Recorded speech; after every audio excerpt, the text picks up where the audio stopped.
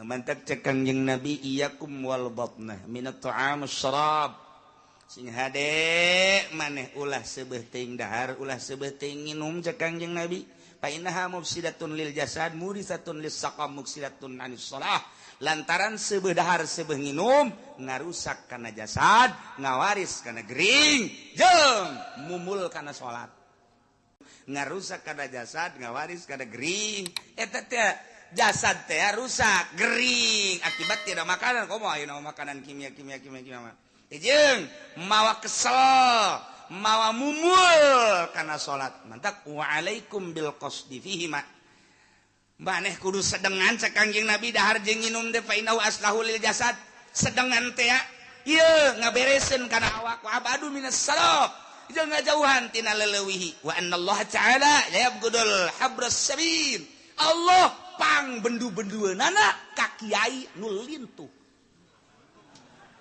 Cek kiai sia. Atuh ini dina kos kiai tuh kumaha atuh. Wa innallaha la yabghudul habras sabil. Sanyana Allah bendueun jasa ka ustad ka kiai nu awakna lintuh ku dahareun maksudna. Loba dahar. Bendueun Allah. Cecak-cecak nyana jadi kiai, loba dahar komo mun teh jadi kiai asana ieu mah ye. Boga restoran masalah. Wa annar rajula la yahlaka hatta yusraba syahwatu andina sanyana hiji jelema bisa ngarusak bisa rusak dirina lantaran nyana syahwatna ieu ngelehkeun kana agamana nah dibere ilmu dititipan ilmu tapi pikiranana kana dahar bae kurang kana agama tapi lamun kieu mah dahar aing nginum aing jang negeran agama aing mah dek dahar, dek namateun Al-Qur'an, aing dek dahar, dek inum, dek salat aing 100 rakaat tengah peuting pokona mah. Aing dek dahar, dek inum nu seubeuh jang mutolaah. Eta mah masalah kos kitu mah. Oh, masalah. Ieu mah lain pan asal dahar seubeuh, nginum seubeuh haju bae. Sakumaha kotok dek endog gatlok plok plok plok plok. Nuluikeun caritaan tentang kebutuhan manusia di alam dunia. Setelah Kangjeng Nabi Adam turun ti surga ka bumi ku gara-gara kagoda ku setan nafsuna tidak terkendali nu dilarang dilaksanakeun ku Kangjeng Nabi Adam sesuatu perjalanan sebenarnya mah wari aya di alam dunia ya nek di bumi mun teu kitu meureun eueuh pasar kemis eueuh Cikupa eueuh Sarwiti tapi ku gara-gara kos kitulah kuari aya engke bakal baralik deui urang ka kampung asli urang. Jadi urang teh ari asli nama horenganan urang kampung sorga. Oh mantep biasa. Urang kampung sorga sebenernya mah nu kuari nu ngaran Udin Juned. Anu kuari teh ngaran Predi, nu ngaran Alek. Eta teh asli nama urang kampung sorga. Cak Gusti Allah pan eta teh urang aya kabeh di tonggong Kangjeng Nabi Adam. Seluruh makhluk nu bakal lahir ke alam dunia dipuatkeun di tonggong Kangjeng Nabi Adam. Cek Gusti Allah turun maneh Adam, balik deui ka dieu engke. Geus datang ka waktu nama balik deui ka kampung halaman engke. Woi, urang teh engke bakal baralik deui ka sorga. Kulo amin. Kaganggu tante.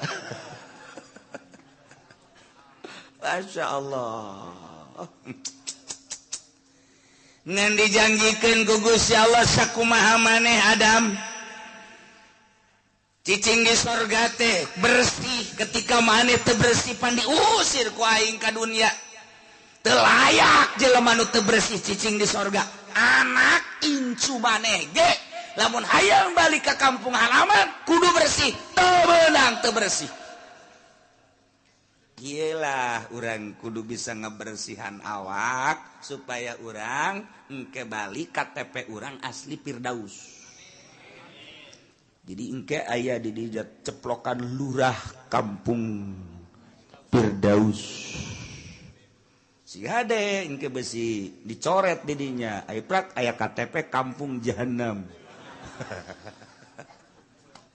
Aduh rada ngeri oge. Rada ngeri oge ieu mah nu ngaraji di dieu mah pastilah KTP Firdaus ya. Ye. Yes, ya aya ge hiji dua meureun lah. Aduh. Inggis ya KTP lah ieu besi. Bisa jadi coret aya di ditu kelurahan Jahanam. Pimpinanana eta malaikat Malik. Wow. Aya di ditu mah pimpinanna Ridwan.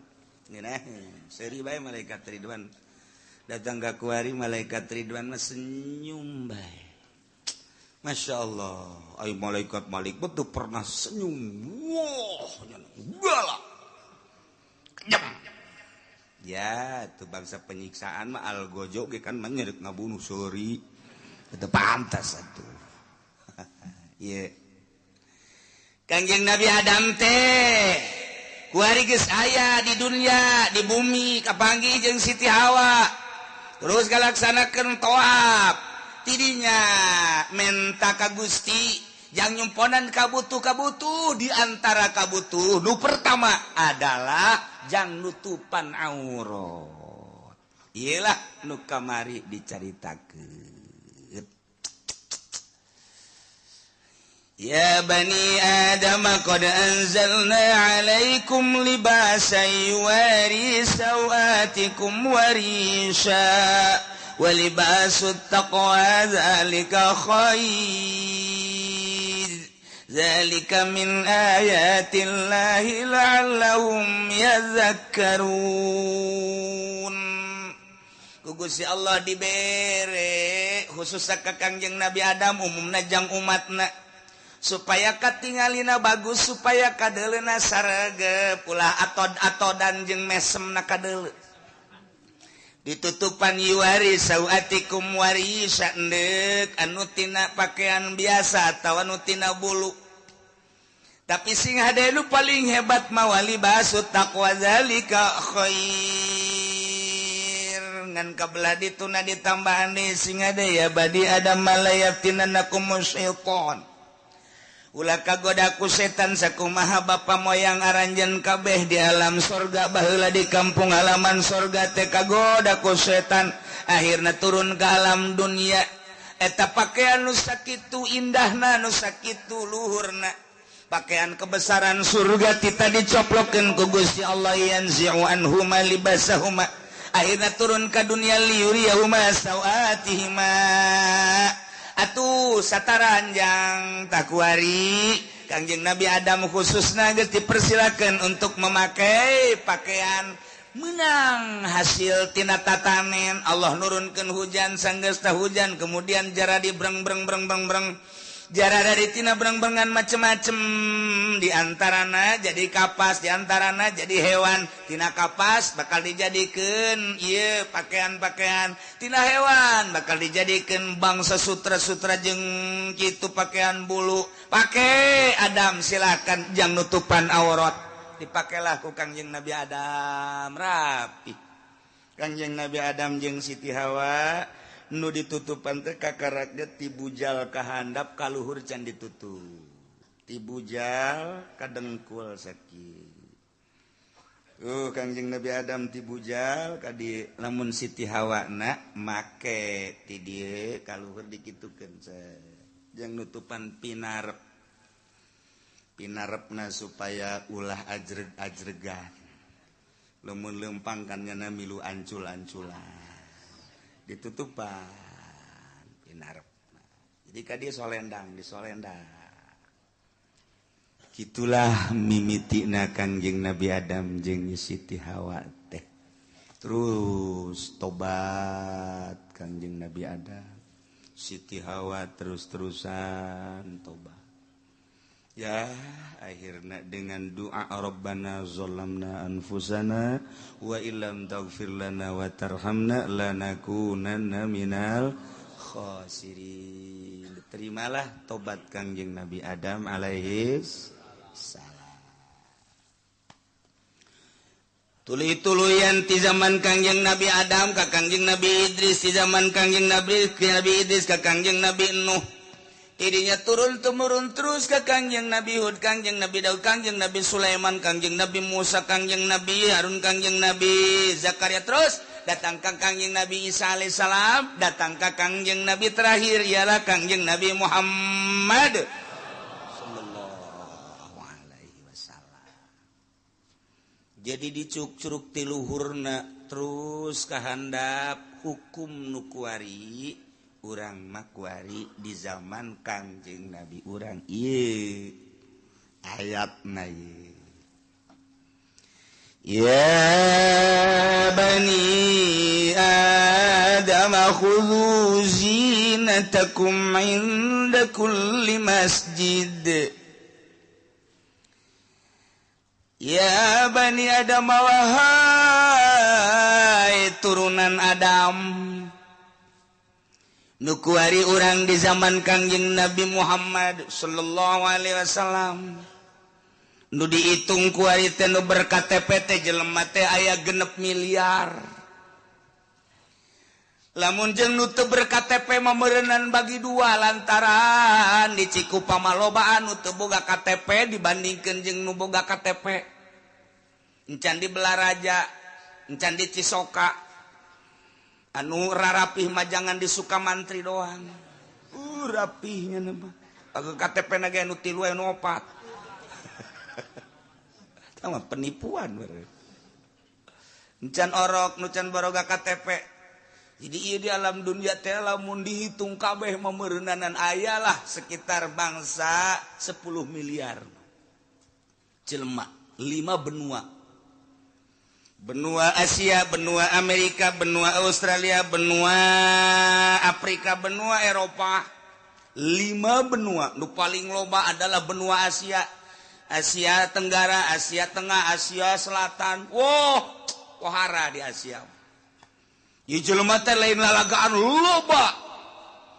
Nu paling loba agamana adalah kafir, nu kadua adalah agama teh Islam. Kafir jeung Islam lobaan kafir. Kafir seluruhna, ya Kristen, ya Katolik, ya Protestan, ya Buddha, Konghucu dan lain sebagainya. Islam nomor kedua. Tetapi haris mana tetap baik Islam. Kuari geus mulai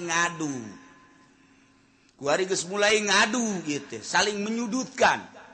Di zaman Bush jangan nyaritakan bahwa perang ini adalah perang salib. Tantangan berarti kan. Dilanjut kuari Obama nyarita perang salib.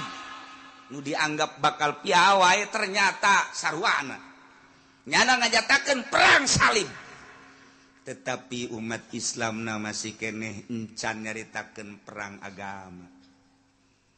Sebab naon di kotak-kotak di Indonesia menyebutkan perang agama, Malaysia menyebutkan perang agama. Mun keur perang di Palestina hanya orang Palestina nyaritakeun ini adalah perang agama.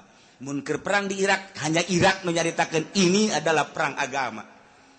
Lamun keur di kitu naon ngaranna di negara mana eta keur perang di dinya lah nya nyaritakeun perang agama. Di luar eta tetap baik teu nyaritakeun perang agama. Surya perang nyaritakeun perang agama. Obama geus nyaritakeun perang salib. Di luar eta teu menyatakeun perang agama. Dis ipis jasa berarti iman manusia-manusia anu beragama Islam geus ipis. Henteu saling membantu kudu nama kapan? Saling membantu kapan? Al mukmin lil mukmin kal bunyan. Yasuddu ba'duhu ba'don. Mukmin jeung mukmin teh lir teu beda jeung satu bangunan. Satu sama lain nu hiji menguatkan nu lain deui. Kumaha si urang nyieun imah dimimiti pondasi kemudian langsung naik tihang di jarumot. Kunaon kana balok terus ieu nguatan jeung balok makin gede makin kuat. Terus rancanganna sampai ka wuwungan dan lain sebagainya. Ya sudu ba'duhu ba'don. Aya nu ngarempeak hiji ngaguling. Itu kan Kanjeng Nabi geus ngabayangkeun al mukmin lil mukmin kal bunyan. Mukmin dengan mukmin lain bae sakampung, lain bae sadesa, lain bae sanagara. Mukmin lil mukmin dunia internasional berarti kal bunyan. Hubungan orang jeung urang Malaysia, hubungan orang jeung urang Thailand, hubungan orang jeung urang Cina, hubungan orang jeung Mesir jeung Arab. Wah bae ngah hiji bagaikan bangunan geus dibayangkeun ku Kangjeng seperti eta. Kuari orang teu bisa kitu. Sebagian umat di Indonesia hayang ke Palestina tahan geus di kotak-kotak tidak boleh. Hayang ke Mesir teu meunang. Hayang ke Suriah tidak boleh. Iyalah akibat geus berhasil kuari Kristen teh mengkotak-kotakan orang-orang Islam. Geus teu daya teu upaya urang teh kuari diserang melalui politik. Kuari politik nu aya di Indonesia teu meunang sakahayang urang dikendalikeun ku nyana. Ekonomi teu meunang sakahayang urang dikendalikeun ku nyana. Budaya teu meunang sakahayang urang ku nyana bakal dikendalikeun. Setik-setik terus kos kieu lah kuari buktina. Tayangan-tayangan kuari geus kos kararitu bae sadaekna urang. Informasi per detik nyaho urang kos kararitu. Kerusakan kehancuran teh nyaho melalui informasi HP, internet, Google dan lain sebagainya. Ye urang geus aya di zaman seperti kos kitu. Masya Allah. Ye. Turun ayat ieu sabab nuzul nama lantaran urang jahiliyah baheula teh di mana toab di Baitullah teh sataranjang teu make sahelai-helai acan lalaki, toabna ti beurang awewe, toabna ti peuting. Eueuh nu make pakaian sahelai-helai acan nya nama bebeneran sataranjang teh sataranjang bae. Lamun ditanya kunaon eta toab make sataranjang ceknyana kapan toab teh ngaleungitkeun dosa. Geus sakumaha dosa urang dileungitkeun awak urang ge ulah make nanaon geus we sataranjang ucutan tina dosa, ucutan tina pakaian sataranjang. Teu kira-kira pan eta ibadah. Waduh, lamun urang kuari ka masjid sataranjang lalaki jeung awewe mantep. Betah sana berenang teman. Haji Pendi mah moal balik-balik di masjid bae. Kunaon atuh geus pokona malah, pokona bae pokona. Tuh ieu. Asal-asal kos. Kangjeng Nabi Adam ge nyuhunkeun ka Gusti Allah pan tadi teh yuwaris sawatikum warisajang nutupan aurat atuh kunaon ari kaum jahiliyah teh geus kaluar tina aturan-aturanana toat teh lalaki jeung awewe teh sataranjang sanajan berang lalaki peting awewe teh kan eta geus teu puguh aturan. Majar maneh cek manehanana ieu teh aturan ti Gusti Allah kos kieu teh kami teh moal daek toab. Moal daek kami ibadah lamun teu make aturan ti Gusti Allah la natupu pisya biasaina. Asaina Allah pihak kami mah moal daek toab. Make pakaian-pakaian anu nyulayaan ka Gusti Allah nu dianggap maksiat ka Gusti Allah kulantaran kos kitu kami ngabersihan dosa sakumaha ngabersihan dosa supaya dosa ucutan kitu keneh pakaian ge teu dipake ku kami mah ieu aturan Allah nang aturan Allah ti mana kos kitu tapi kos kitu bae teh hawa nafsu teh ya Allah. Numanta Kangjeng Nabi diturunkeun ku Gusti Allah ka dunia diangkat jadi rasul jadi nabi jangan rapih model kos kitu. Tuh nu nyembah ka patung, tuh nu nyembah ka batu. Tuh anu ngaku ibadah majar teh ti Gusti Allah toab sataranjang. Muhammad benerkeun ku maneh. Tuh anu zina tanpa make akad-akadan nikah tuh nu muamalah sakahayang manehanana. Teu make aturan-aturan ilahi. Muhammad benerkeun. Lain lalagan Kangjeng Nabi turun ke alam dunia titah ngalempang-lempeng ke nukos kararit. Urang mah kuari urang, leuleuh tagog urang Arab, leuleuh watak urang Arab, ngomong urang Arab, titah ngabenerkeun urang Arab. Wah, teu sanggup urang. ngadenge omong nabae di pasar sakitu wah luar biasa. Lamun geus ngomong kapan urang Arab mah dengekeun ku urang-urang Arab haram teu jauh kaler kidul neuletago guatek urang ti tangga benerkeun urang Arab teu sanggup bae kajen ku kumaha boro-boro dakwah jangan dakwahan orang Mekah boro-boro dakwah jangan dakwahan urang Arab ya ngadakwahan urang bojong bae hese huese ngadakwahan orang Cikupa ngadakwahan orang Sepatan komo merono aku apa iku mau kowe deh wis wateke weh gila iku mau wong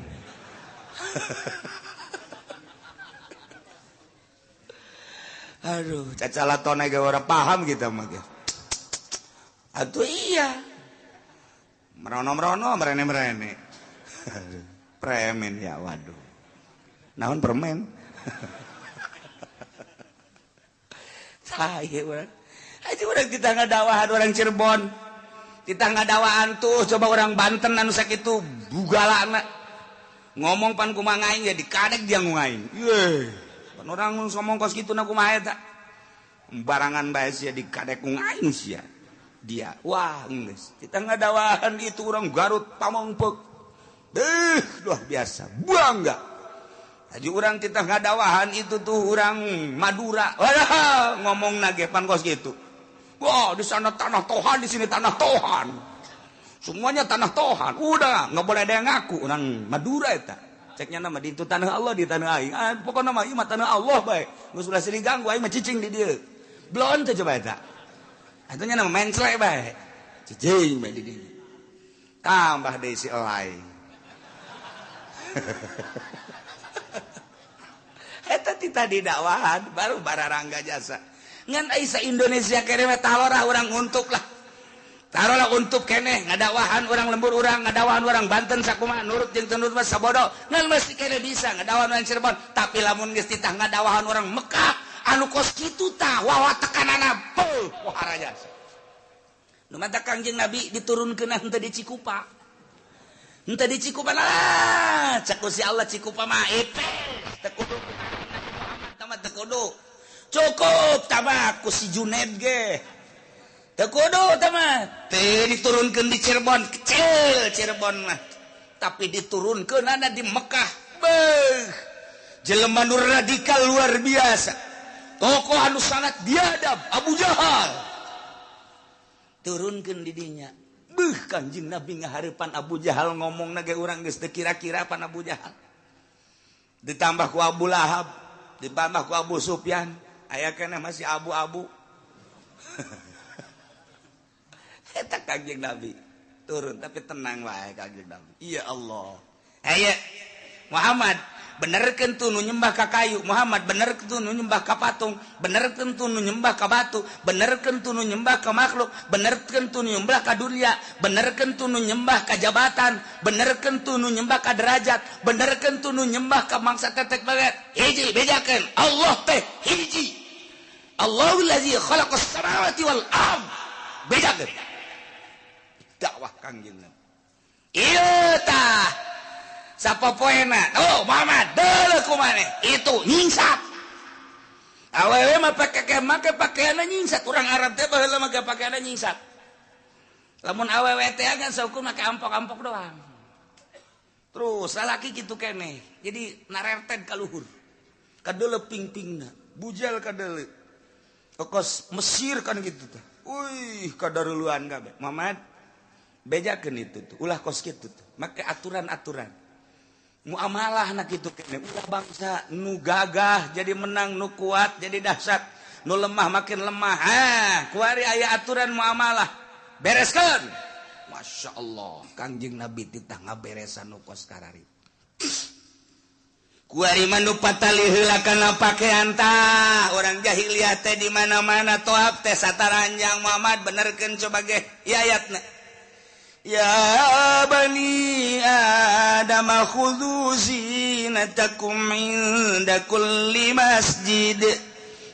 Turunan Adam khudhu cokot ku aranjeun, jieun ku aranjeun, pake ku aranjeun zinatakum pakaian-pakaian aranjeun kabeh zinah mah hiji hal nu dimaksud nama libas berarti ieu teh majaz mursal min itlaqil hal nu diitlaqkeun nama hal zinah tingkahna tapi nu dimaksud nama libasna tuh ay mayasturu auratakum inda kulli masjidin masjid makan tempat tapi nu dimaksud mah ieu teh salat jadi min itlaqil mahal wa iratil hal berarti kan majaz kene bae sarua jeung kieu bejakeun Muhammad ka umat anjeun turunan Adam ketika deuk salat deuk tawaf khudzu zinatakum pake pakaian nu sesuai jeung aturan ketika deuk salat tutupan aurat lalaki baina surah war rukbah awewe mah sakabehna iwal kafain wal wajah wal kafain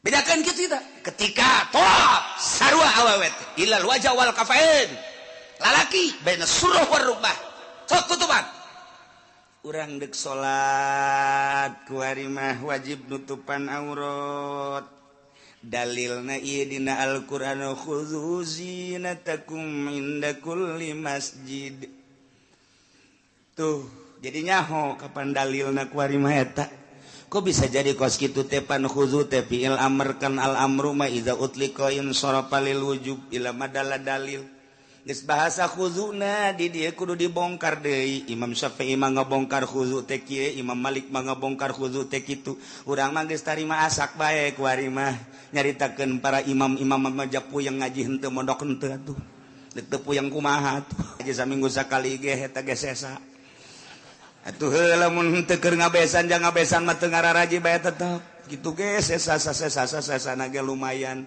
jang naon ngamahmur-mahmurkeun tukang uduk lumayan ayo kudu zinatakum hese zinah lagi nu dimaksudna kapan libas pake ketika urang dek salat itu ukuran nama baina surah warukbah ulah kadele dengkul ulah kadele bujal dengkul jeung bujal nama tamah lain aurat ngan aurat moal katutupan lamun bujal jeung dengkulna teu katutupan sarua jeung malatimul wajibil bihi fa huwa wajibun kos jembatan anu disebut jembatan nama antara sisi ieu jeung sisi ieu bobolong antara sisi ieu jeung sisi ieu eta ngaranna jembatan ngan moal bisa nempel teh jembatan di bobolong lamun teu ngalah ka dieu jadi kudu ngalah ka dieu jang nempelkeun jembatan kitu ge urang nu disebut aurat mah ieu adalah ti bujal ka handap ti dengkul ka luhur ai bujal jeung dengkul nama tu lain aurat ngan eta samping eta baju neuk ditenden di mana lamun teu ditaekeun ka bujal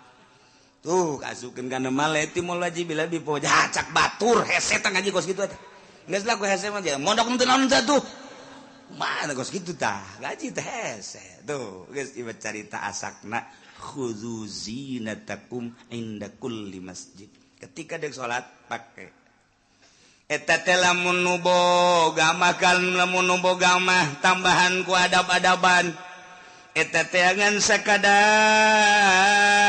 jang kawajibanana hungkul ditambahan make kasunahanana adab-adaban mata Kangjeng Nabi malamun dek salat teh make jubahnya nama make komis nu rapi di samping make baju gamis di jerona make sirwal make calana sanggeus teh make calana make jubah komis ngaranna kemudian Kangjeng Nabi mah make amamah udeng-udeng di dieu di samping amamah ditambahan deui ku irtida di dieu gagah keur makasep Kangjeng Nabi teh ditambahan ku adab-adaban anu luar biasa urang neuleuk Kangjeng Nabi seperti kitu wahara masyaallah entek cek Kangjeng Nabi malam ya tamam bahwa syaitanun sajelema nu teu make udeng-udeng eta adalah sarua jeung setan geus urang lamun hayang hese-hese teh neuleuk setan ieu bae nu dihareup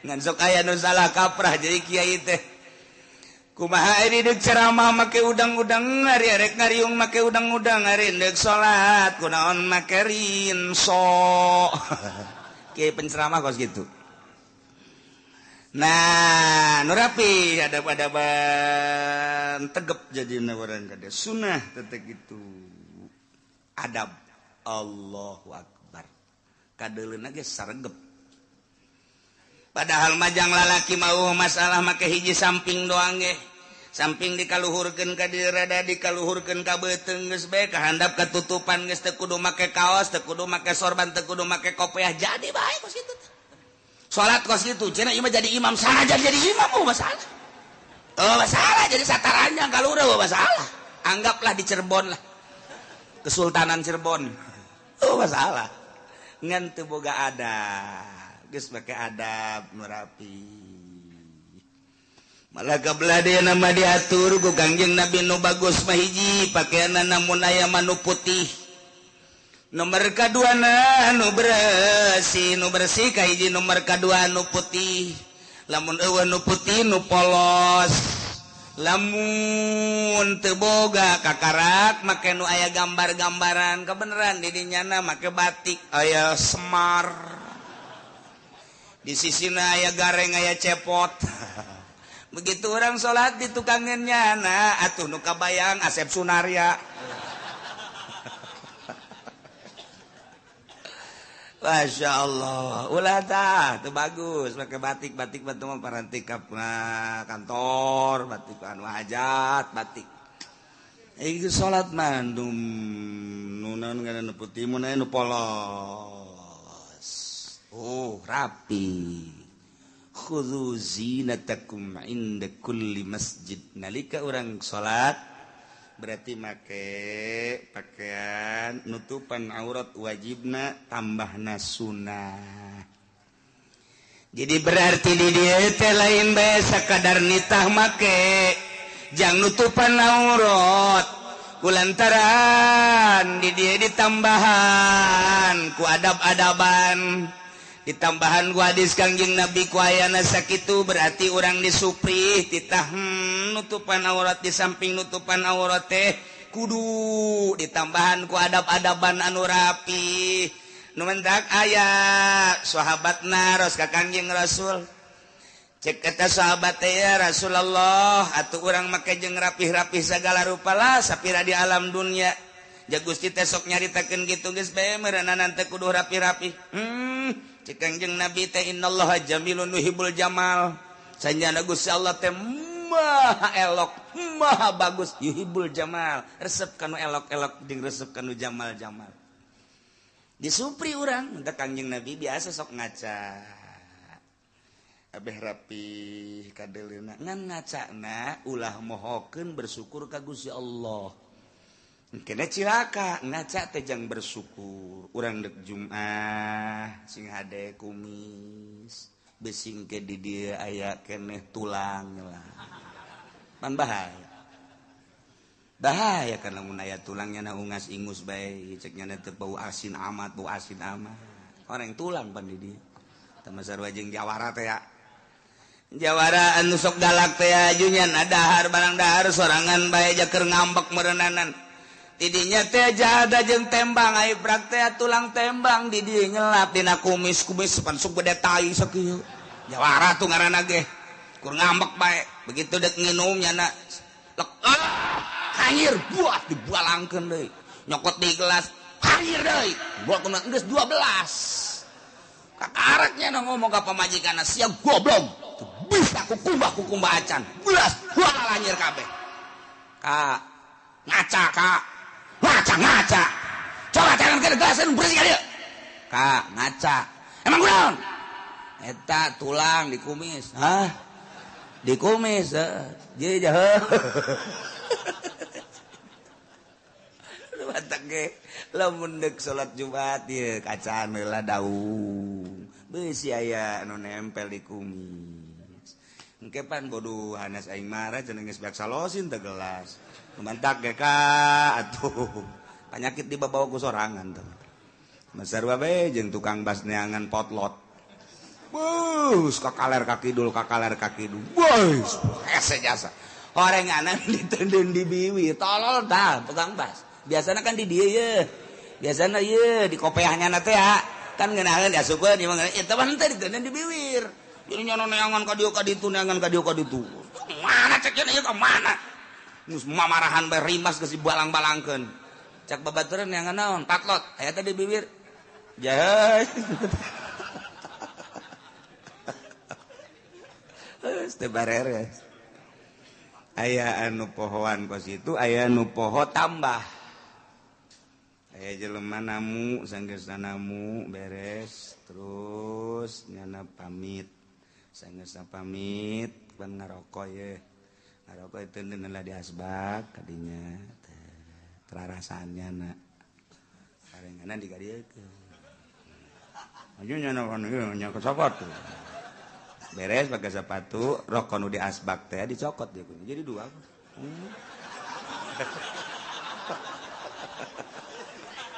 Tinggal lu boga imah bae bos, tolol-tolol ting jadi tamu. Karo-karo aing dibawa cek cenah. Aduh, ampun. Jelema limperan teh kos gitu. Nah, iya ngaca biasa nu rapih. Sok deuk kumaha ge bersyukur ka Gusti Allah Subhanahu wa ta'ala. Tak Imam Syafi'i lamun deuk Jumat, lamun deuk ngajar make bajuna hiji di jero, kadua komis, katilu jubah, tilu rangka. Kitu keneh make amamah, make sorban, make irtida. Jadi gagah kadeleuna teh dek mutus hukum teh. Dalilna ieu kana khudzu zinatakum inda kulli masjid. Nah, gitulah di samping khususna nutupan aurat secara wajib, tambahan adab-adabanana. Dalilna ieu. Malamun nu teu boga, lamun nu teu boga mah saaya-aya bae. Kabeneran teu boga sama sakali ieu mah. Teu boga sataranjang eueuh masalah. Salat sataranjang. Ngan ulah berjamaah. Sorangan. Salat teh sorangan di kamar. Allahu Akbar. Sorangan.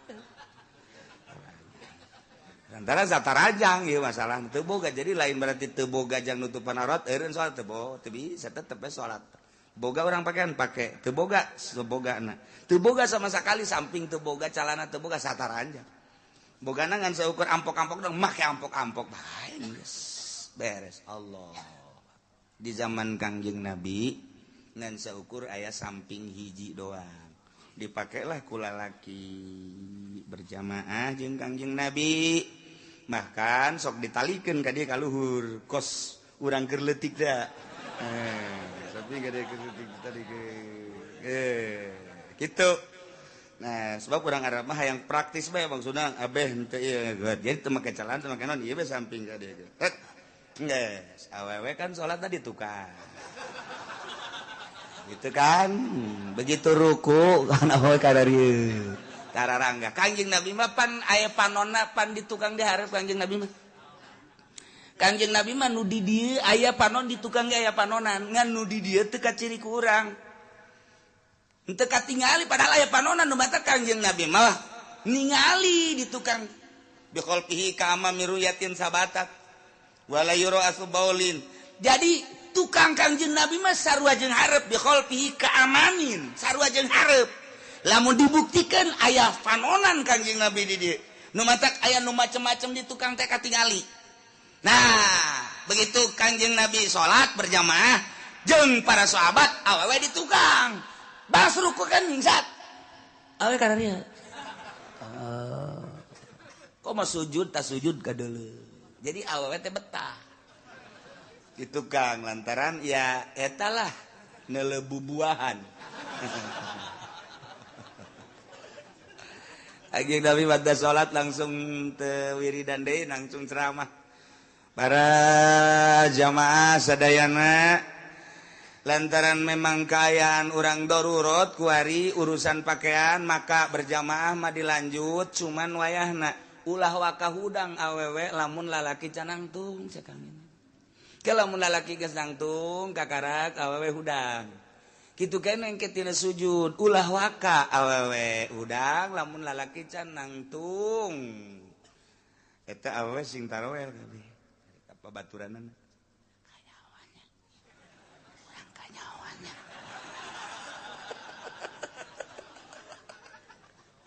sing kalemes kabeh arisin ka Kangjeng Nabi teh berarti kanyahoan cenah urang ieu sing eta beh sing harareos kanyahoan cenah urang kanyahoan Kangjeng Nabi seri emang teh kanyahoan bae ku kanyahoan boro-boro baheula aya kene Kangjeng sanajan urang kuari ge sanajan urang kuari maca sholawat pan eta hiji sholawat teh hiber ka Kangjeng Nabi assalamualaikum ya Rasulullah wassalam abdi sholawat tisaha timang anu urang mana urang anu cak Kangjeng Nabi kok bau ka ambeuna ye oh ieu mah sholawat pendopo hampura oh paingan ieu mah aya bau-bau bangsa pemerintahan cenah mah sholawat bau Waalaikumsalam ieu saha sholawat tisaha abdi ti kiai anu ieu mah rada seungit ti rada oh nanya ieu mah sholawat ti loka pendopo nya oh paingan beja assalamualaikum salam sholawat tisaha wih emang seungit amat ke cak Kangjeng Nabi kula ka ditu kakalayangan Kangjeng Nabi nah neuleuh emang kumaha gitu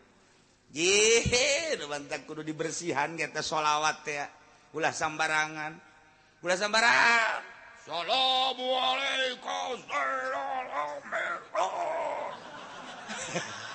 orang di jeron mah yang berkat atuh Kangjeng Nabi siap waduh sambarangan sia salam-salam ka aing sia hate teu beres mantap ge nu rapi urang dihadiran ku Kangjeng Nabi cacakan baheula cacakan ku atuh komo baheula kakalayangan Kangjeng Nabi teh ningali nu keur assalamualaikum zainal anbiya assalamualaikum azkia emang henteu laporan ka Kangjeng tuh lapor dideule nu menta kaju masyarakat arembungeun di dinya kunaon berarti kan henteu sinergis teu bagus ka ambeun aku Kangjeng Nabi urang muludan kan embong lah sangheuk aing muludan kanyana emang kunaon henteu lah embung dibawa ta embung bae sebab nu mingpina nu ngayakeunana henteu lillahi taala kaambeul ku Kangjeng Nabi na bau Kangjeng Nabi na henteu ridho geus teu mawaan malaikat ngaulah-ulah ulah waduh jeung berkat 2000 nu datang 200 leg-leg Gus ya berkat tah kaambeuna lain deui emang kumaha gitu sabarangan kudu dibersihan urang maca sholawat nu rapi teu kudu gancang-gancang nu aplen tapi nu mantep Kangjeng Nabi kan neuleuh oh jai horenganan sholawat nu salam ka aing teh kadeuleuh tengah peuting oh bener penundutan Kangjeng Nabi teh waduh teu kuateun cek Kangjeng waduh juga goler kieu cek Kangjeng Nabi oh budak balik deui ka Madinah lah cek balik deui diantepkeun molor di dinya Allah karim urang lamun nyaritakeun tentang ibadahnya urang mah kan kakarak datang ka babacaan teu boga pikiran kumaha bahkan paling orang mah babacaan dihartikeun susah gitu encan boga rasa kapan lamun geus boga rasa mah bakal napinuh ku adab jeung isin sebab naon urang keur carita Kangjeng Nabi dihadiran ku Kangjeng Nabi isin karena mun urang salah belah dituna urang teh kapan dihadiran ku Gusti Allah cak Gusti Allah wa nahnu aqrabu ilaihi min hablil warid kaula leuwih deukeut ka anjeun hei manusia tibatan urat genggerong aing teh deukeut jasa ka sia atuh sia sing hade sia teh keur bareng jeung aing deukeut aing ka sia ilmu aing ka sia nyaho aing ka sia teh keur dibarengan ku aing nu mantak tah lamun geus boga rasa urang babarengan jeung Allah isin salat ketungguan nya salat teh Allah ih cakal si salat ka saya geus assalamualaikum cepet amat salat wah ini tapis jemping gitu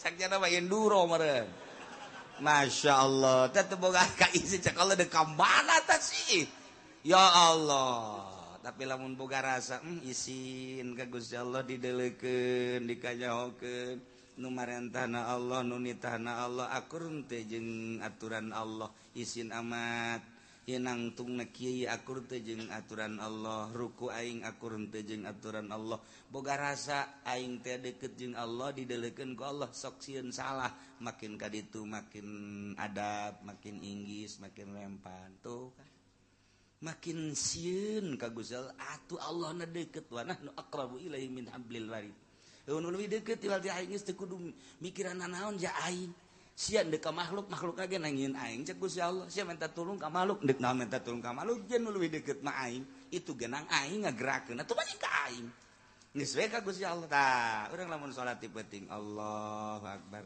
aya sieun ka kunti anak kunaon sieun ka kunti anak cek Gusti Allah kunti anak teh makhluk aing ngagoda sia digoda kuat henteu pan sia mah keur jeung aing baca auzubillahi minasyaitonir rajim cek Gusti Allah kunti anak hiber ayo baca auzubillahi minasyaitonir rajim aing ge bisa sial kunti anak nang tangan goblok jasa orengan teu husu urang da teu asup ka hate tah pokos kitu mah tapi lamun boga rasa jeung Gusti Allah sieun kabeh malah nang tangan kunti rombongan ka dieu sia rombongan ka dieu ulah sok soranganan bawa bapak kolot sia aki sia incu sia hayu ka dieu aing sakalian paeh di dieu ye eueuh kasih lamun geus urang boga rasa wa nahnu aqrabu ilaihi min hablil warid aing teh kapan leuwih deukeut ka sia jadi sia teh jeung aing atuh geus kumaha masyaallah tak urang mah kakarak datang ka kitu babacaan adab dipaksa melalui syariat can boga rasa lamun geus boga rasa lain deui ke ibadah lagi wa kulu washrabu wa la tusrifu innahu la yuhibbul musrifin wallahu alamu bimaradi bejakeun Muhammad wa kulu sok dalahar maraneh kabeh wasrobu sok ngararinum maraneh kabeh masitum sakahayang anjeun sakumaha nu geus diatur ieu dahareun anu halal inuman anu halal sok dahar nu halal nginum nu halal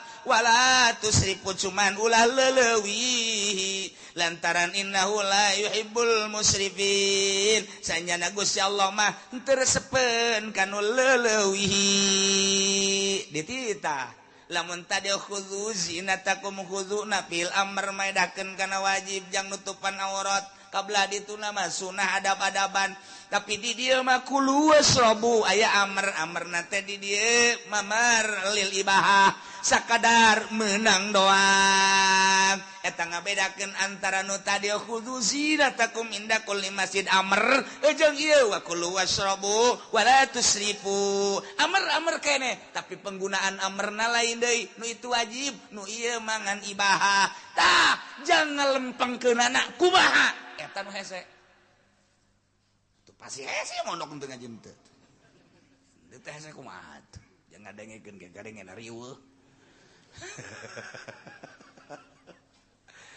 eta tah pibongkareun nu kos itu masyaallah sedengkeun kapan di dieu teh aya huruf atap di dituna khudzu zinatakum inda kulli masjid kadila aya huruf atap wa kulu washrabu wala tusrifu eta huruf atap teh huruf penghubung antara kalimah nu ieu jeung kalimah nu itu dihubungkeun ku huruf atap ngaranna huruf atap penghubung eta teh aya nu mutlaq jami dan lain sebagainya kok bisa jadi beda nu tadi mah kapan jadi wajib nu ieu mah kok jadi ibahah ieulah nu koleng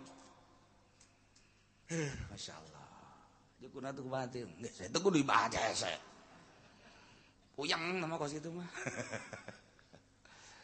eta mah kudu nurun-nurunkeun kitab janggotan emang aya kitab janggotan jelema make janggotan tuh kitab deui sarua ese ya cerita saya ngaji bela silahkan dahar silahkan minum sakayang anjeun asal halal jadi dititah dahar jeung nginum teh dititah ku Gusti Allah lantaran memang geus jadi adat kekuatan manusia teh ku Gusti Allah geus dibagi-bagi aya nu kekuatan dahar jeung nginumna teh kuat samingguan sakali dahar saminggu aya nu kuat 5 poe sakali dahar 5 poe aya nu kuat 3 poe sakali dahar 3 poe anu kuat sapoe sapetingan sakali dahar aya nu kuat sakali dahar genep jam kudu dahar deui jadi sapoe sapeting 4 kali dahar ulah disengsarikeun ulah nu kuat nang Allah nu teu kuat nang Allah tinggal orang kembali ke diri orang aing sapoe sabaraha kali daharna nya balik ke diri orang oh aing mah kumaha manggihna bae Anggi isuk-isuk uduk sikat berang saeutik aya sangus sikat deui aya deui nu mau berkat sikat deui aya deui nu ngariung kasorekeun sikat deui aya deui anak mawakeun sikat tah mah teu reureun dahar burung kulu wasrobu jadi ulah nyeungsarikeun kanu sok dahar loba dahar lantaran di dieu ge dijelaskeun wa kulu wasrobu nu ulah sote wala tusrifu ulah leulewi berbagai ulama nyaritakeun tentang wala tusrifu artina ulah leulewi teh hiji leuwih teuing datang ka kamangkaraan cara Raja Namrud dahar kudu ngeunah bae beres dahar wo nyana susurian ke nyana ka WC dicolok deui utah ke istirahat sakedeung dahar deui. Oh geus seserian ke meunang bangsa saparapat jam 20 menit colok deui. Jadi hayang dahar bae blon eta teh. Pangeran Raja Namrud teh jadi ngaku pangeran. Nah, kos kitulah Raja Namrud. Ieu Isrop ngaran. Atawa Isrop teh hukum mustahil ngadahar sakumaha kahayang urang ieu hayang caplok hat aya seubeuh na mah seubeuh ngan sakumaha kahayang diturutkeun eta ge Isrop sarua bae kuduna kumaha sederhana bagi tilu cak Kangjeng Nabi di awak urang kokosong beteung teh bagi tilu sasulus jang dahar sasulu seperti lu deui jang cai seperti lu deui jang napas tah lamun urang bisa kos kitu awak teger bae awak sehat bae bagi tilu ye awak ye beteung seperti lu jang dahar seperti lu jang cai seperti lu kosongkeun urang mah eueuh kok kosong datang ka atakadi malah mah dahar teh baru budak turun heula digejlug usah kumaha karung goni bae leuwih teh eta mah kulu washrabu wa la tusrifu lamun urang nyaritakeun sejarah Syekh Maulana Hasanuddin teh manehanana ieu 3 bulan sakali daharna pertama datang ke Banten sebulan sekali pamajikanna saminggu sekali daharna eta nyana nyindiran ka pamajikan deuk iraha ibadahna sia mah atuh saminggu sekali dahar bae deuk iraha ibadahna eta saminggu sekali ge basi disindiran keneh bae ambo atuh pamajikan urang mah teu bisa ngomong kumaha eueuh ibadahan ngan dahar mah lulu saminggu sekali disindiran mikir pamajikanana naiklah sebulan sekali kulantaran naik sebulan sekali Maulana Hasanuddin 3 bulan sekali Masya Allah kari nyindiran deui dikira ibadahna teh sebulan sekali make dahar oh cak pamajikanana kumaha ieu oh hara ujung-ujungna Syekh Maulana Hasanuddin mah 6 bulan sekali daharna turutan ku sia jengker sia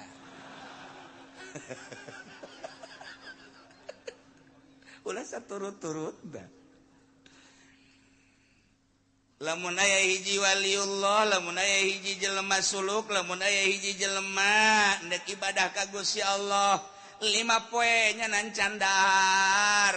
Kabeneran geus 5 poe candahar nya ngomong, aduh beteung lapar amat. 5 poe teu dahar nyaritakeun beteung lapar. Eta teh cak guruna, sia ulah ibadah suluk di pasar sia cicing. 5 poe sia ngarasa lapar ulah suluk sia cicing di pasar dar bae sia eta 5 poe ge teu meunang nyebut lapar jelema deuk jadi wali mah teu meunang henteu meunang geus bae urang mah pan lain 5 poe urang mah lain 5 poe isuk-isuk ngaji ngadaruduk 2 piring jeung endog 5 sagegede kieu pohara kan eureun ngaji geus kieu deui bae urang sih lapar aing 5 poe jelema ibadah ka Allah 5 poe nyebut lapar gas ulah diteruskeun sia ibadah cak guruna ulah diteruskeun cicing di pasar dagang sia kos kitu mah masyaallah Gusti Allah kan Sayyidina Umar nyekelan beuteung kieu 2 poe candahar kabeneran kapanggih jeung Sidina Abu Bakar Siddiq Sidina Abu Bakar Siddiq nanya ka Sidina Umar aya naon nu minta tulung cek kana kunaon ieu beuteung geus diganjel cenah ku batu emang kunaon 2 poe teh dah kula masih 3 poe oh geus 3 poe kunaon iya tuh itu izin Sidina Umar kieu we itu lah cek teh geus 3 poe geus pararias kapanggih jeung Sidina Ali sugan aya dahar kitu kunaon teh dele tuh diganjel ku batu sabaraha poe tah Umar 2 ieu 3 kurang geus 4 poe geus atuh urang bebeja ka Kangjeng sugan di Kangjeng mah aya ayo datang ka Kangjeng seuri bae Kangjeng geus dibukakeun ku Kangjeng batu di dieu teh batu kula geus saminggu teu dahar cak Kangjeng mah geus baralik bae sia Masya Allah Karim kos lalagaan tapi memang kos gitulah perjalanan ahli Allah Gusti Allah nu agung ayo urang mah pan lain kitu urang mah sia gede amat beuteung Ustaz dahar alhamdulillah ya rabbil alamin eta di kantong ieu ge bekal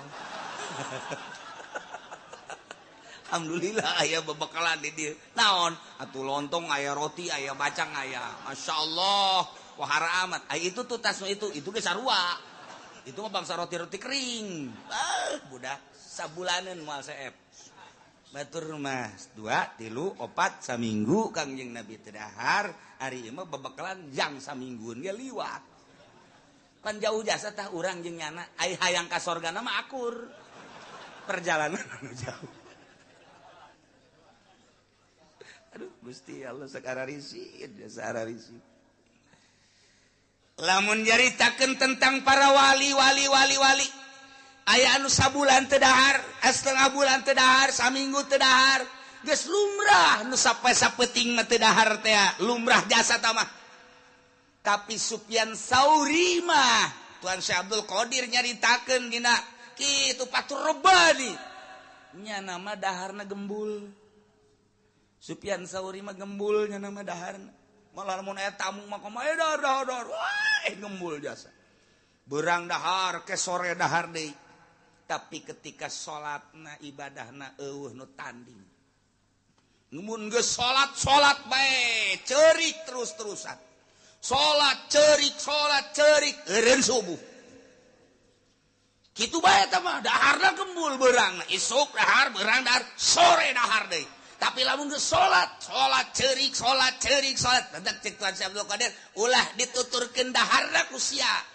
nu ngaran Sufyan Tsauri mah tah tuturkeun ibadahna ku sia ai daharna ku sia katuturkeun ai salat aja urang mah pan babagi atuh dahar-daharna katuturkeun kiai itu siapa odo urang nu babarina bae nuturkeun teh kasimpulanna nama nu jelasna urang ulah ujub urang ulah suuzon ka batur endek dahar bae endek biasa bae endek eta mah urusanna urusan kebiasaan nu penting ibadah ta'alluqna qalbu ka Gusti Allah nah nu mantak aya kiai teu naek lantaran ka batur ibadah di mana dahar malulu nyana seban lantaran puasa bae aing geus 12 tahun puasa bae cek nyana dahar ge aing masa comot mana bisa jelema dahar bae bisa ka Allah ujub moal naik tak urang asa ngeunah kos kieu urang beuki dahar pan asa kahatean gitu maksudna emang sia mah tolol ieu sebenarnya mah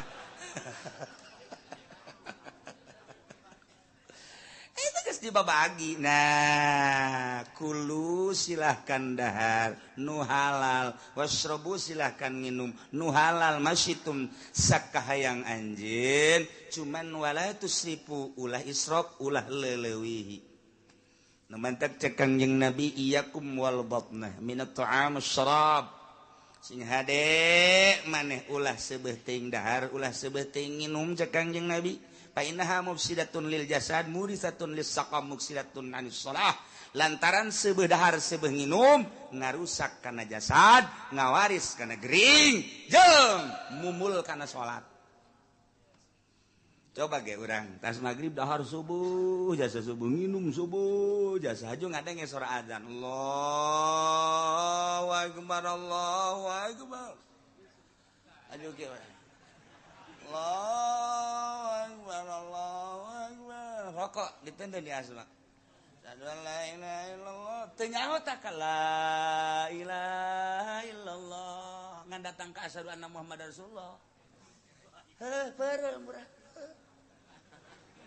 eta teu nyaho la ilaha illallah pamajikanna mah pajar Ki Haji salat we ka masjid beres dia sepi pandu tok trok Inggris beres ka haji suga teh ka masjid orenganan ambo rokok kena samping kabelum tak Haji oplok diudageun ka bos haji udang beak ta samping tak rokok ye emang geus adzan dia jam sabaraha emang teu ka masjid ji adzan geusan aya adzan geusan teu nyaho eta seubeuh teuing dahar seubeuh teuing nginum atawa teu dahar teu nginum sarua Allahu akbar teu dahar teu nginum lapar sarua hees bae sarua la ilaha illallah jadi urang mah lapar teuing hees seubeuh teuing molor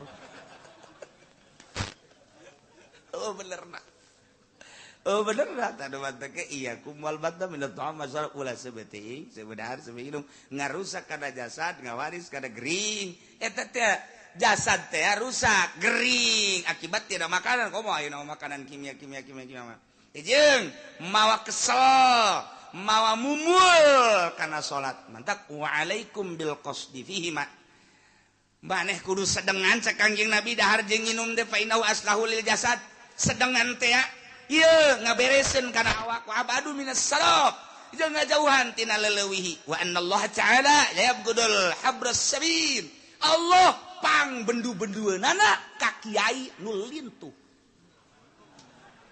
cek kiai sia atuh di dina kos kiai teh kumaha atuh wa innallaha la yabghudul habras sabil sanyana Allah bendueun jasa ka ustad ka kiai nu awakna lintuh ku dahareun maksudna loba dahar bendueun Allah cacak-cacaknya jadi kiai loba dahar komo mun teh jadi kiai asana ieu mah ye boga restoran masalah wa annar rajula la yahlaka hatta yusraba syahwatu andin sanyana hiji jelema bisa ngarusak bisa rusak dirina lantaran nyana syahwatna ieu ngelehkeun kana agamana nah dibere ilmu dititipan ilmu tapi pikiran anak kana dahar bae kurang kana agama tapi lamun kieu mah dahar aing nginum aing jang negeran agama aing mah dek dahar dek namateun Al-Qur'an aing dek dahar dek nginum dek salat aing 100 rakaat tengah peuting pokona mah aing dek dahar dek nginum nu seubeuh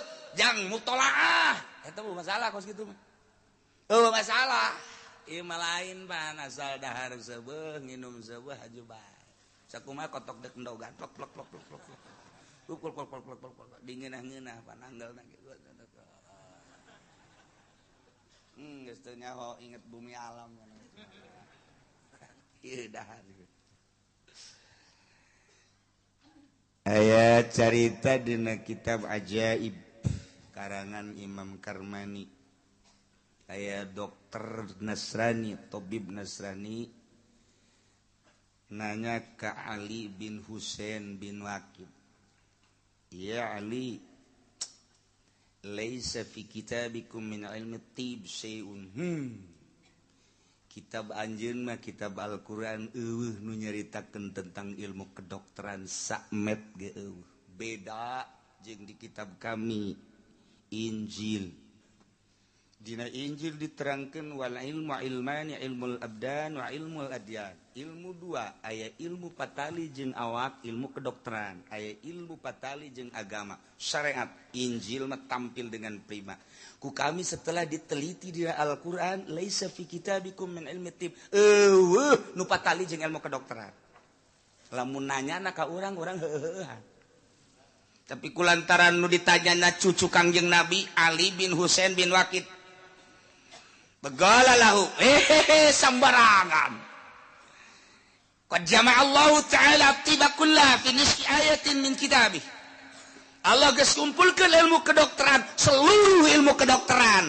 Teu kudu loba-loba dina Al-Qur'an, sapotong ayat. Dengan sepotong ayat, seluruh ilmu kedokteran tercakup. Injil mah kudu babarabayan, yola, loba teuing. Hese nalarna Al-Qur'an setengah ayat, seluruh ilmu kedokteran aya. Buih. Sak dokter parah amat sih. Quran mah tampil dengan prima teu kudu ayat-ayatan cara Injil. Sapotong ayat. Gua cek Tabib Nasrani, cek dokter Wamahia, coba mana ayatna? Baca kunyana. Wa kulu washrabu wa la tusrifu innahu la yuhibbul musrifin. Sok dalahar maraneh kabeh untuk menjadikan kekuatan awak lain ilmu kedokteran sinaon. Wasrobu inum kumaneh minuman-minuman anu halal tapi wala tusrifu ulah loba teuing lantaran lamun loba teuing cek ilmu kedokteran ieu teh bakal nutupan kana pernapasan. Nah nu mantap kudu disedengan bae dahar seperti lu minum seperti lu ieu lolongkrang seperti lu lamun kos kitu nuturkeun Al-Qur'an seluruh manusia di alam dunia bakal sehat. Kurang kumaha ilmu kedokteran wih jahe jageuna teh. Kalau main-main dengan Al-Quran mah, Masya Allah. Cik eta dokter Nasrani wala yusiu min rasulikum syai'un pitib. Ternyata nyaritakeun tentang awak patali jeung ilmu kedokteran. Mana nu nyaritakeun tentang ilmu kedokteran? Eta mangan patali jeung dahareun patali jeung inumeun nu nyaritakeun tentang patali ilmu kedokteran. Cek Ali bin Husain qad jama'a Rasulullah sallallahu alaihi wasallam atiba fil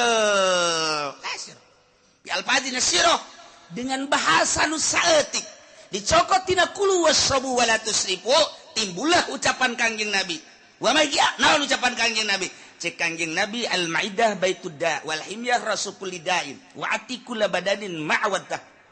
Cukup dengan sakitu itulah ilmu kedokteran menang nyokot tina kulu wasrabu wala tusrifu. Artina kumaha cenah eta? Ngaji dong. Wah, payah teh dokter. Al-Maidah baitud da. Kadut, ieu kadut beuteung tempat penyakit. Wal himyah ra'su kulli dawain. Pantang ieu adalah sumber daripada obat. Wa atikula badanin bere kumaneh awak ma awat tahu. Naon nu geus kabiasaan ka awak ngeunahna mana? Silakan.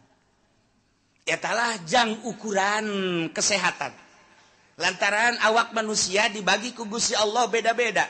Darahna aya darah A, aya darah B, aya darah O, aya darah OTM. Macam-macam.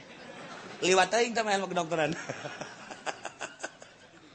Beda-beda kekuatanna, kadar berpikirna lain-lain, kadar awakna lain-lain, suhuna beda-beda. Aya nu akur di tempat panas, aya nu akur di tempat dingin, aya nu akur di tempat sedang. Jelema aya nu betah dina daerah tropis, aya nu betah di daerah panas, aya nu betah di daerah dingin.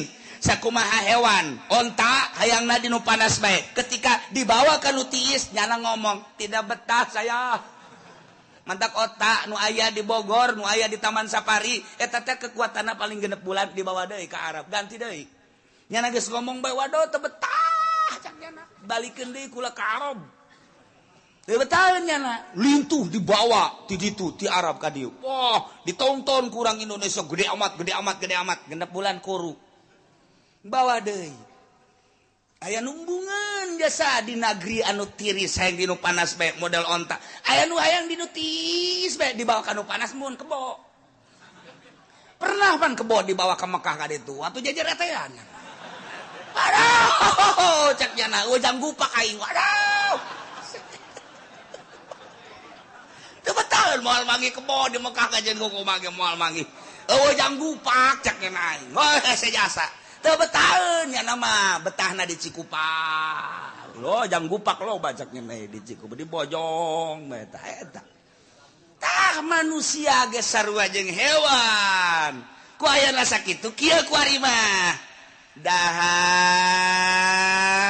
ulah lo bating lantaran ieu kadut baitudda coba ku ari pantangan naon anu henteu akur jeung diri sorangan urang boga rarasaan eta mah pokona kembalikan ke awak masing-masing ati kula badanin ma'awat sakumaha awak sorangan nu ngarasakeun dokter mah hanya mere jalan doang Kangjeng Nabi mere jalan nu ngarasakeun urang kembali ka urang nu mantak cek Imam Ghazali di tafsiran ti dia singa deun teh ngajaga awak lain cek dokter ngajaga awak lain cek sasa cek urang sorangan urang nginum akur henteu sih mun urang nginum cai tiis sanajan Kangjeng Nabi nganjurkeun make cai tiis aya teu akur ulah akur henteu sih nginum cai panas lamun memang akur sanajan diulah-ulah aya akur mah nginum bae akur henteu sih ente lamun ngadahar daging hayam atah teu akur sebab akur jeung ucing ulah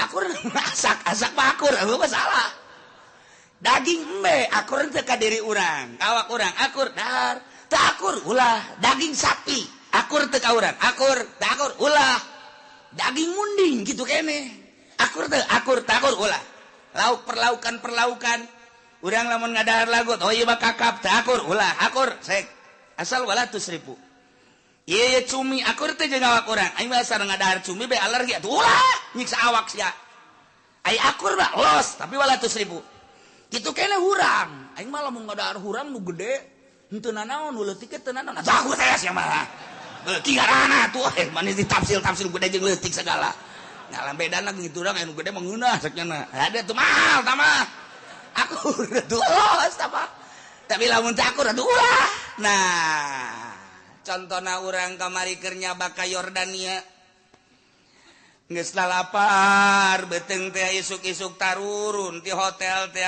ti kamar ke tempat resepsi geus dihayalkeun dahar pasti ngeunah jasa barang datang ka handap teh dahareun teh masyaallah caknya nama meureun bagus jasa horenganan teu aya beda di Mesir di Yordan kos karari itu bae nu kaluar teh potongan nu kaluar isuk-isuk teh asa gede kieu koneng percis mun dibayangkeun ku urang kos eta asal dek dahar bae satu sisi beteung lapar di sisi lain pasti kapanggih jeung eta deui bener bae percis potonganna kos eta ngan dicorok doang gitu barang ngalat teh sok aya ngahayal saeutik akur amat ye gedena jeung konengna akur kulantaran eueuh di dahar dia dipaksakeun ku urang sanguna teh akur jeung sangu urang sayur teh akur jeung sayur urang letahnyana jeung letah urang teu pan beda atuh tungtung nama sanajan daging sanajan sayur untung be aya anu mawa teri dicampurna jeung teri kede bae tah ieu letah akurna nu mana akurna kumaha urang Arab mah dahar jeung roti urang Arab mah korma teh dahar coba paksakeun ku urang-urang dahar korma jeung roti isuk-isuk bahasana jam 11 pengen cret kajian kumaha ge tuh beda tuh kan nah nu mantap ieu ati kullu badanin ba'watah sakumaha kabiasaan urang naon wa akur asal wala tusrifu kurang kumaha cek Ali ka dokter Nasrani kurang kumaha untuk menjaga badan satu makan yang sesuai dengan badan masing-masing dan jangan terlalu melebihi waduh yang kedua adalah pakai pantangan kalau memang di situ gak akur dengan pedas pantangilah pedas. Kalau memang di situ tidak akur dengan daging kambing, pantang daging kambing. Pantang. Numantak di riadohan. Urang deka Allah mah make riado make pantang. Seluruhna pantang. Kabeh, ieu hampang awak teh. Lamun akur, nu teu akur mah dahar bae sih. ulah keur zaman baheula keur ngora dongeng seetik Riyadhah di Cirebon jeung babaturan dibere sangguna ngan sakieu doang kan hiji sakcomot doang magrib sacomot aya nu geus ngorandang-ngorandang ka sumur teh geus teu kuat kula mah kuat bae eta babaturan 10-an kageteun ente mah cenah kuat amat aing mah alhamdulillah pokona ku Allah mah masing-masing dibere kekuatan geus ulah hese nyana ngorandang nimba ge geus teu kuat teh nimba ku kula ipang nimba ke misalnya mang 3 poe 4 poe 5 poe saminggu teh ente mah cenah kuat ieu atuh dibere dibagi-bagi ku Gusti atuh lain kok bangunna ceng haram ieu atuh masalah geus skala luar tah saminggu 20 hiji poe 40 poe geus skala luar mau sehat bae pan geus baliknya mah karuru kula henteu nyana mah kuru tinggal tulang doang 40 poe kula henteu sehat bari nungguan mobil aya ente pancen pan sehat amat tah aing mah dahar sih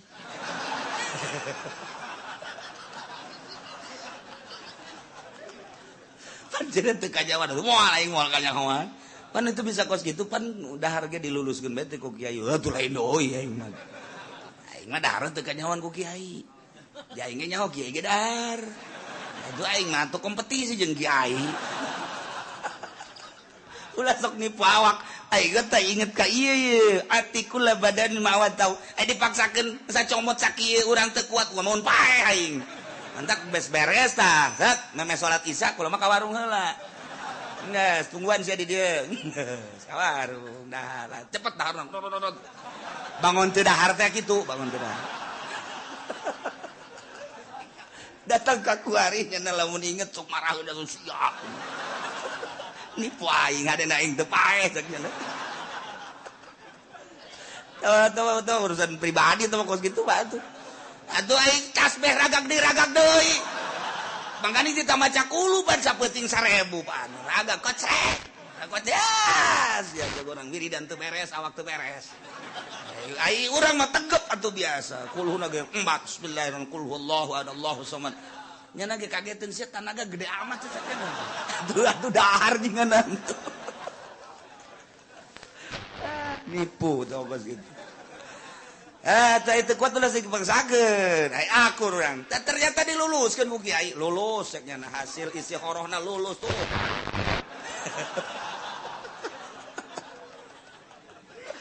Masya Allah, dalalakun keur ngora eta kos kitu lulus bae biasa. Nyana mah nyana anu daharna sacomot nu aya teu lulus duaan urang Bandung. Teu lulus, ieu mah teu lulus anu kudu ulangan etus ya. Nya teu dahar nya teu lulus.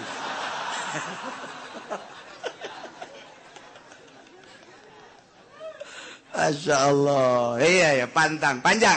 Lamun di non kitu ngaranna dipetakeun praktekna bahasa Kangjeng Nabi Al-Maidah baitud da wal imya rasulul dawa. Wati kula badan ma'awata panjang Imam Ghazali nu nerangkeun panjangna Masya Allah pohara jasa dokter teh akhirna pakola cak dokter Masya Allah macaroka kitabukum wala nabiyukum Jalinus Tiban pohara amat horenganan kitab anjeun teh ngaleuwihan dokter Jalinus pan sumber ilmu kedokteran teh Jalinus ngaranna dibejakeun tah seluruh ilmu kedokteran teh dina Injil di Jalinus berarti ngaleuwihan kitab Jalinus ieu pohara jasa Al-Qur'an akhirnya asup Islamnya tuh batur mah kos kitu debat lantaran ikhlas dijawab sapotong ayat kulu wasrabu wala tusrifu innahu la yuhibbul musrifin asup Islam Masya Allah Qul man harrama zinatallahi allati akhraja li'ibadihi wat-thayyibat lantaran ti ditu nagasa potong ayat atuh urang ngaji nagasa potong ayat wallahu alam bissawab Allahumma ya qadiyal hajat Allah